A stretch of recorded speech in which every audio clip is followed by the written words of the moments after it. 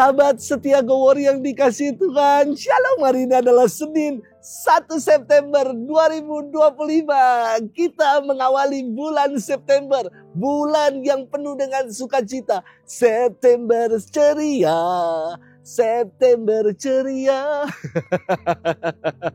Sahabat setia Go Warrior yang dikasihi Tuhan, hari ini juga kita memasuki bulan kitab suci nasional. Saya ingin mengajak mari kita semua, sahabat Go Warrior semua, mari kita cintai firman Tuhan yang akan mengubah hidup kita, yang akan menjadikan hidup kita berbuah semakin lebih lebat, semakin lebih baik lagi.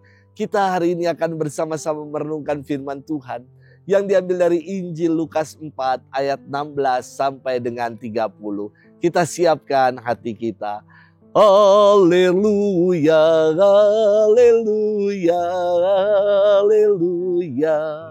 Roh Tuhan menyertai aku. Aku diutus mewartakan kabar baik kepada orang-orang miskin. Haleluya, haleluya, haleluya. Tuhan bersamamu dan bersama rohmu. Inilah Injil suci menurut Lukas, dimuliakanlah Tuhan. Sekali peristiwa datanglah Yesus di Nazaret tempat ia dibesarkan. Seperti biasa pada hari Sabat ia masuk ke rumah ibadat. Yesus berdiri hendak membacakan kitab suci. Maka diberikan kepadanya kitab Nabi Yesaya. Yesus membuka kitab itu dan menemukan ayat-ayat berikut. Roh Tuhan ada padaku, sebab aku diurapinya untuk menyampaikan kabar baik kepada orang-orang miskin.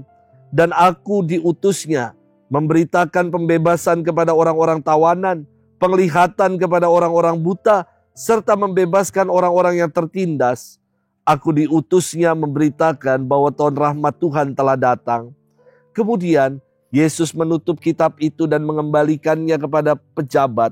Lalu ia duduk dan mata semua orang dalam rumah ibadat itu tertuju kepadanya. Kemudian Yesus mulai mengajar mereka, katanya, pada hari ini genaplah ayat-ayat kitab suci itu pada saat kalian mendengarnya. Semua orang membenarkan Yesus. Mereka heran akan kata-kata indah yang diucapkannya. Lalu mereka berkata, bukankah dia anak Yusuf? Yesus berkata, tentu kalian akan mengatakan pepatah ini kepadaku. Hai tabib, sembuhkanlah dirimu sendiri.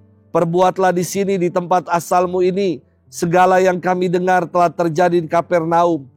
Yesus berkata lagi, aku berkata kepadamu sungguh, tiada nabi yang dihargai di tempat asalnya. Aku berkata kepadamu dan kataku ini benar. Pada zaman Elia terdapat banyak wanita janda di Israel ketika langit tertutup selama 3 tahun dan 6 bulan.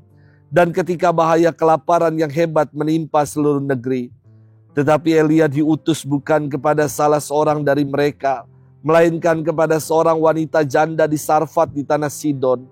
Dan pada zaman Nabi Elisa, banyak orang kusta di Israel, tetapi tiada seorang pun dari mereka yang ditahirkan selain Naaman orang Syria itu. Mendengar itu sangat marahlah semua orang di dalam rumah ibadat itu. Mereka bangkit lalu menghalau Yesus keluar kota dan membawa dia ke tebing gunung tempat kota itu terletak untuk melemparkan dia dari tebing itu. Tetapi Yesus berjalan lewat tengah-tengah mereka lalu pergi. Demikianlah sabda Tuhan. Terpujilah Kristus. Sahabat setia Go Warrior yang dikasihi Tuhan, Shalom. Tahun Ardas, Arah Dasar Kuskupan Agung Jakarta, tahun ini memasuki babak-babak akhir di tahun keempat dengan tema kepedulian lebih kepada saudara-saudari yang miskin dan membutuhkan.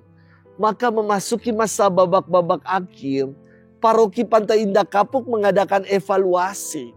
Apakah gereja sudah bersaksi dan berbela rasa kepada sesama? Sudah menjadi berkat bagi yang lain? Tentu. Sudah banyak yang dibuat dan diupayakan sepanjang tahun ini. Semoga dari apa yang sudah dibuat dan diupayakan, semakin mengakarkan umat pada iman. Bertumbuh dalam spirit persaudaraan. dan berbuah dalam semangat pelayanan. Karena buat saya ini penting dan mendasar sekali. Ketika orang telah mengakar dalam iman, akar itu bagian yang paling penting supaya tumbuhan mengalami pertumbuhan. Tanpa akar yang baik, pertumbuhan tidak mungkin terjadi. Maka akar iman yang baik memungkinkan umat beriman untuk bertumbuh dalam spirit persaudaraan. Dan kalau sudah bertumbuh, buah dari persaudaraan sejati adalah semangat dalam karya pelayanan istimewa. Sahabat setia Gowor yang dikasihi Tuhan, firman Tuhan hari ini terasa sedikit aneh. Kenapa saya katakan aneh? Pertama, dikisahkan Yesus yang membacakan nas dari kitab Nabi Yesaya di rumah ibadat. Dan semua orang kagum membenarkan Yesus.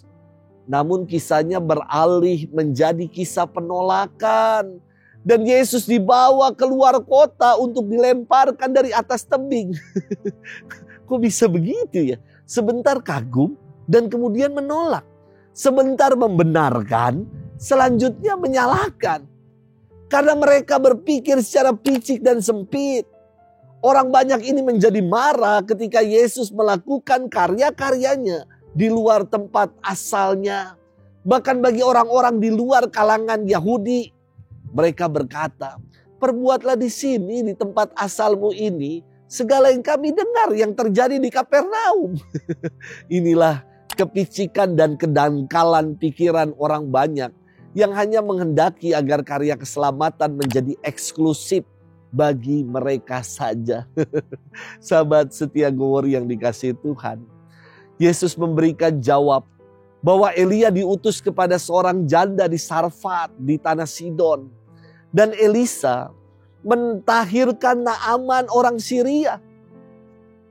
Jelas, Yesus ingin membuka kepicikan pikiran orang banyak bahwa karya keselamatan ditawarkan kepada segala bangsa. Dan inilah artinya Katolik. Katolik itu dari kata Yunani katolikos. Artinya karya keselamatan Allah ditawarkan secara universal. Mari kita menjadi orang-orang Katolik yang inklusif. Kita tanggalkan pikiran picik, pikiran sempit yang memonopoli kebenaran dan kerajaan Allah hanya menjadi privilege iman tertentu saja.